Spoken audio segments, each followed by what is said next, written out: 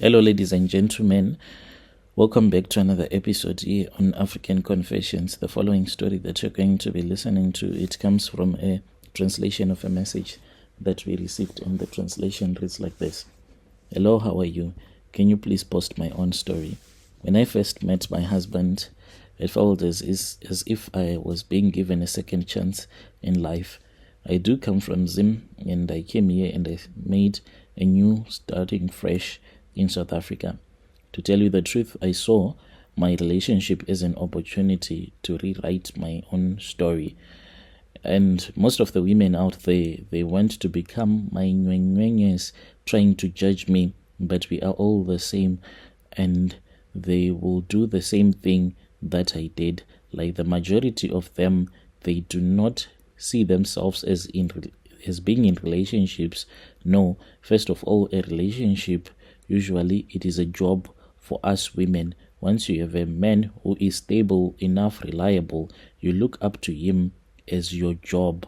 Sex, it is just a benefit of you being on the job.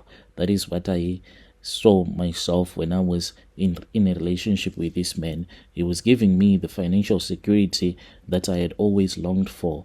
And so I painted a picture of myself, a picture that I thought that he would love. I told him that I was an orphan. I wanted this man to feel so sorry for me, because I saw that his weakness is that he feels someone's pain quite easily. And a person who is like that, you can manipulate that person quite easy. And I told him that I was an orphan, alone in this world, with no family ties or messy past to complicate things. What I left out was the truth. I left out the truth that back home in Zim, I had a child, and my baby daddy, he was a man whom I was supposed to support financially because he was intelligent, and I wanted him to go to university. I consoled all of that fact that I still had a life back home in Zim. My parents, they are still alive, yet I lied to him that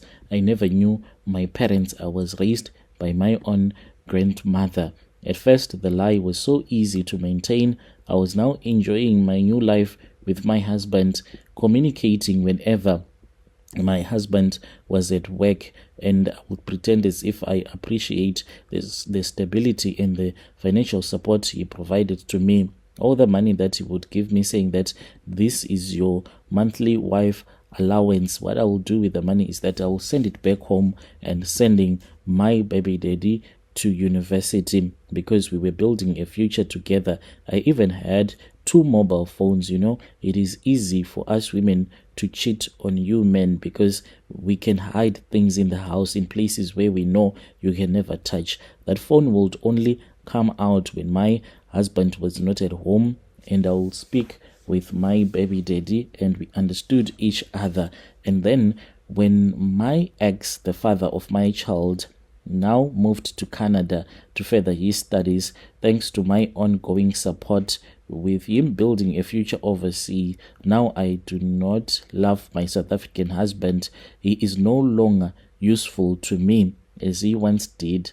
Like my boyfriend there in Canada is making so much money that he can even double the salary of my South African husband. So why would I want to be stuck with a man who cannot take me to places where I want to be? Because the end goal for me, to tell you the truth, is that I want to go to overseas. This South African husband of mine, I am now viewing him not as a partner, but I see him as an obstacle, a man that is stopping me from enjoying the life, a man who is keeping me tied down to a boring life.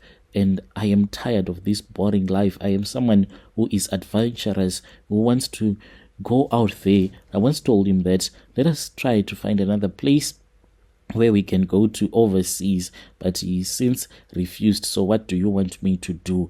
If I run away from him, please do not judge me. Now my mind has been thinking of plans to escape him. One idea is that I am going to create a scenario where my husband for him to dump me, can catch me having an affair. I prefer that he will catch me one day having an affair with his own best friend. And I think that this is the most perfect scenario, whereby if I can orchestrate this on my own accident, and then this man, it will appear to him as though I am a cheating wife, and then he will want us to have a divorce. And what he won't know is that he would think that this was his own decision. Us having a divorce was his decision, so that I can benefit like 50-50. I know that at least when we get the divorce, then the house is going to be mine.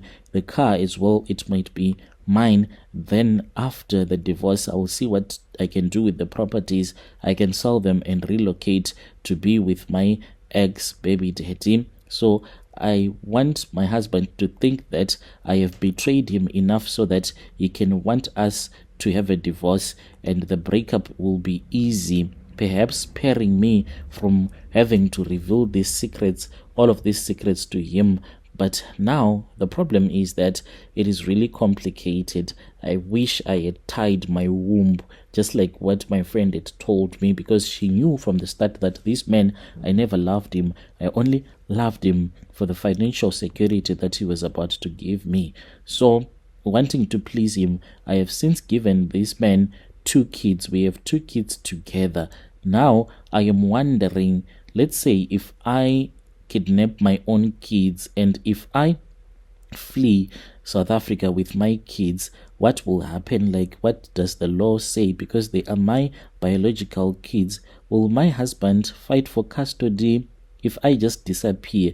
Are there any consequences? Like, will I get arrested? Can you get arrested for trying to run away with your own kids? That is what I have been thinking about. We just run away and I just delete this man from my life, from the picture. So I want others to understand me. Like I told you in the beginning of my confession, if you are the Nywe type, please do not even say anything, because I do not hesitate to respond to you in the comment section. If you want fire, I will come and fight fire with you. I do not even care. It is easy to create a Gmail account that I can use to respond to you. You, holier than thou, never dare to tell me about your stupid holier than thou. I just want your basic advice. If there are people that might want to help me,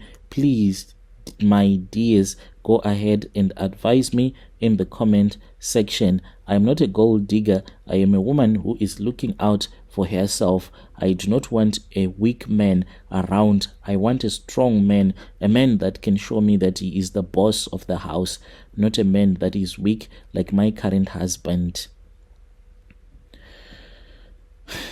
Dear listeners, right, there was a message that was sent to us by one of our sister right there. But dear sister, you need to consider the legal consequences. If you try to run away with those kids, the police will come after you. So you need to think about that very well. And I doubt if you get arrested because you have tried to run away with your kids, will you be able to be given the visa so that you can go to Canada? I don't think that they will give you that visa, considering that you might be having that type of a criminal record. So I think you need to be honest and take accountability.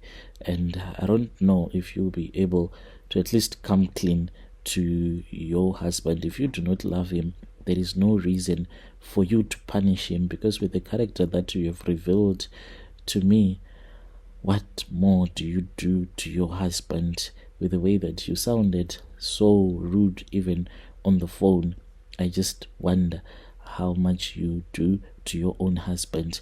Please take full responsibility, but let us try to speak with her in the comment section. Strange things indeed, they do happen in this world.